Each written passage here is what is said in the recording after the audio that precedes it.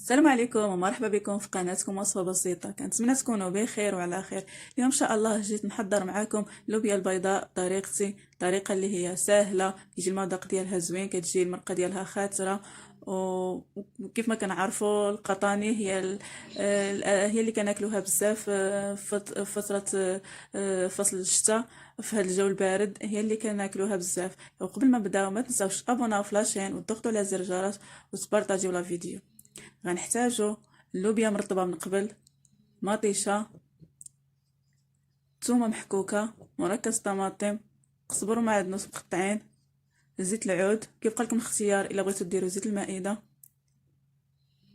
خرقوم البلدي، كمون، اليبزار، تحميره، والحار كيبقى اختياري، والملحه. هادو هما المكونات.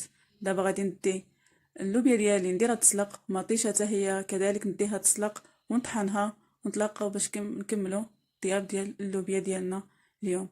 ها هي اللوبيا من بعد ما سلقتها ومطيشه حتى هي تسلقات لي وطحنتها. دابا غادي ندوز ناخذ مطيشه نديرها في طنجره وندير عليها المكونات كامله ونديرها تشحر.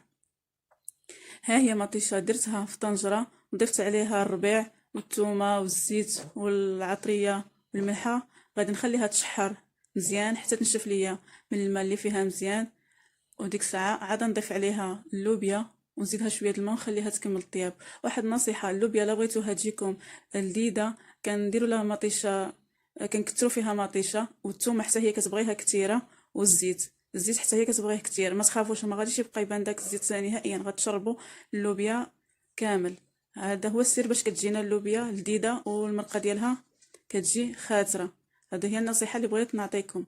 ها هي دابا المطيشه ديالي من بعد ما تشحرات مزيان تشربات ليا الماء اللي كان فيها ديالها كامل.